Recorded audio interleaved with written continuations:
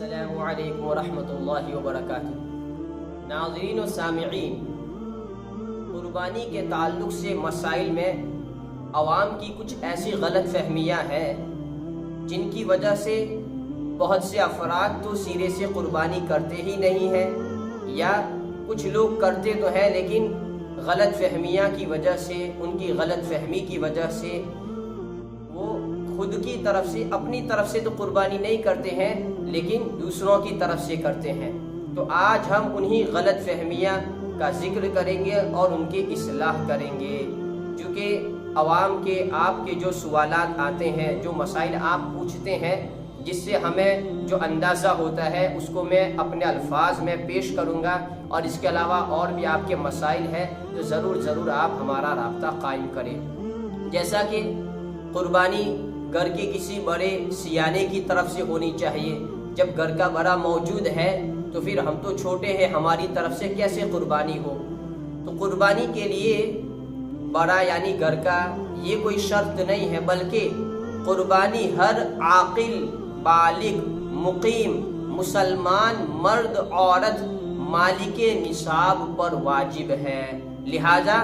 یہ شرائط جس پر بھی پائے جائیں گے اس کے لیے قربانی کرنا پڑے گا، چاہے وہ گھر کے تمام افراد ہو، اور اگر یہ شرائط گھر کے کسی بھی فرد پر نہیں پائے جاتے ہیں تو گھر میں کسی پر بھی قربانی نہیں ہے۔ اب اسی طرح کہ اس سے پہلے شوہر کی طرف سے قربانی ہوئی تو اس سال بیوی کی طرف سے قربانی کریں گے،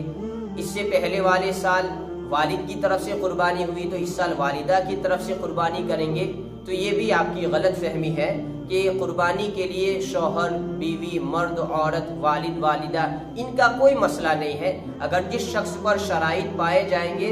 اور قربانی کے دنوں میں تو پھر اس کے لیے اس کو قربانی کرنا پڑے گا۔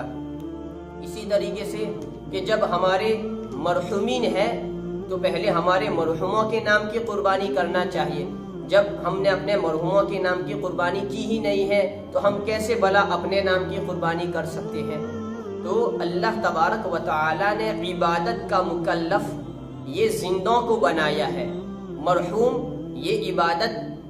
کے مکلف نہیں ہوتے ہیں، مرحومین جو ہوتے ہیں۔ لہذا اگر آپ اپنے مرحوموں کے نام کی قربانی کرتے ہیں تو ضرور ان کو ثواب ملے گا، ان کو فائدہ پہنچے گا، لیکن آپ اپنی جانب سے قربانی ترک کرتے ہوئے مرحوموں کی جانب سے قربانی کریں گے تو یہ آپ ترک واجب لازم آئے گا، آپ گنہگار ہوں گے، اور اگر مرحوموں کی طرف سے نہیں کریں گے تو ان پر کوئی مواخذہ نہیں، ان پر کوئی پکڑ نہیں۔ لہذا اگر آپ مرحوموں کی طرف سے کرنا چاہتے ہیں تو آپ اپنی قربانی کا انتظام کریں، اور اگر ایسی حیثیت و وسعت نہیں ہے تو پھر خود پہلے اپنی جانب سے قربانی کریں۔ اسی طرح کہ اگر اسی سال کسی کا انتقال ہوا ہے تو انتقال کے پہلے سال تو قربانی ضرور ہونی چاہیے، تو اس میں بھی وہی مسئلہ ہے کہ مرحوموں کے لیے قربانی نہیں ہے، اگر کرتے ہیں تو ثواب ہے، جیسا کہ اس سے قبل آپ نے سماعت فرمایا۔ اب کچھ خیالات کچھ لوگوں کے ایسے بھی ہوتے ہیں کہ بہتر ہے کہ ہم اپنی جانب سے قربانی کرنے کے بجائے ہمارے بزرگوں کے نام کی قربانی کریں، غوث و خواجہ کے نام کی قربانی کریں، حضور کے نام کی قربانی کریں گے۔ حالانکہ قربانی یہ آپ اپنے بزرگوں کے نام کی کرنا چاہتے ہیں اور اس کو آپ بہتر جانتے ہیں، تو اللہ اور اس کے رسول کی رضا اسی میں ہے جو اللہ اور اس کے رسول کے فرمان کے مطابق عمل کیا جائے۔ لہذا عمل یہی ہے، اللہ اس کے رسول کی رضا یہی ہے کہ پہلے آپ خود اپنی طرف سے قربانی کریں گے۔ اگر اللہ تعالیٰ نے وسعت دی ہے تو آپ اپنے بزرگوں کے نام کی، پیروں کے نام کی، پھر بعد میں آپ قربانی کر سکتے ہیں۔ اسی طرح کہ بھائی اگر کوئی پہلے ہی سال قربانی کرنا چاہتا ہے، یعنی زندگی میں ابھی اس کی طرف سے قربانی ہوئی ہی نہیں ہے، تو بہت سے حضرات اس کو مشورہ دیتے ہیں کہ ابھی تک تیرے نام کا عقیقہ نہیں ہوا ہے، جب تک عقیقہ نہ ہو قربانی نہیں ہو سکتی ہے۔ تو یہ بھی کوئی مسئلہ نہیں ہے، عقیقہ ایک مستحب ہے۔ لہذا آپ اگر عقیقہ آپ کی طرف سے نہیں ہوا ہے تب قربانی کے ایام میں آپ پر جو قربانی واجب ہوئی ہے تو اس کے وجوب کو ایک مستحب کو لے کر آپ ترک نہیں کر سکتے ہیں۔ لہذا عقیقہ ہوا ہے یا نہیں ہوا ہے، اگر شرائط پائے جائیں گے تو آپ کو قربانی کرنی پڑے گی۔ عقیقہ کے لیے آپ دوسرا حصہ یا دوسرا جانور خریدیں۔ اب یوں بھی کچھ لوگ یوں سمجھتے ہیں کہ بھائی پچھلے سال تو قربانی کی تھی، اس سے پہلے بھی قربانی کی تھی، چلو اس سال قربانی نہیں کریں گے۔ تو قربانی کے لیے سال کی کوئی گنتی نہیں ہے، بلکہ اگر ایام قربانی میں شرائط پائے جائیں گے تو آپ کو قربانی کرنا پڑے گا۔ اگر یہ شرائط ہر سال پائے جائیں گے تو ہر سال قربانی کرنا پڑے گا، اور اگر کچھ سال پائے جاتے ہیں کچھ سال نہیں پائے جاتے ہیں تو اسی حساب سے آپ کو عمل کرنا ہے۔ اسی طرح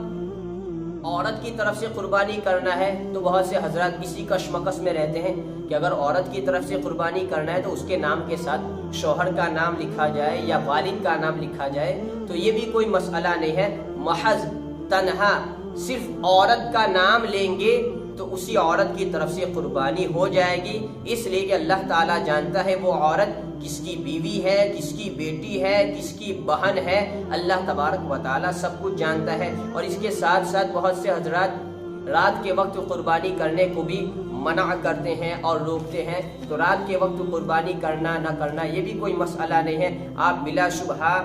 آپ رات کے وقت قربانی کر سکتے ہیں، چونکہ قربانی کے لیے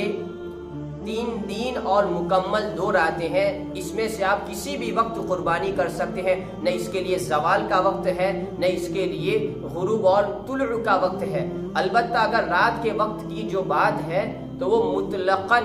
رات کے وقت جانور کو ذبح کرنا مکروہ ہے، وہ بھی کچھ علتوں کے ساتھ۔ تو اسی مسئلے کو لے کر میرے استاد حضرت علامہ مولانا مفتی شاعر اسلام ارمان علی القادری، جب آپ کی بارگاہ میں نے یہ سوال عرض کیا تھا تو یہی سوال آپ کی ایک تصنیف کا، آپ کی ایک کتاب کا سبب تالیف بنا، جس کتاب کا نام ہے رموز احکام شریعت، جس میں آپ نے احکامات کو، اوامر و نواہی کو ان کے رموز اور مصلحت و حکمت کے ساتھ بیان کیا۔ بہرحال تو مسئلہ یہ ہے کہ رات کے وقت قربانی کرنا منع نہیں ہے، رات کے وقت مطلقاً ذبح کرنا مکروہ ہے،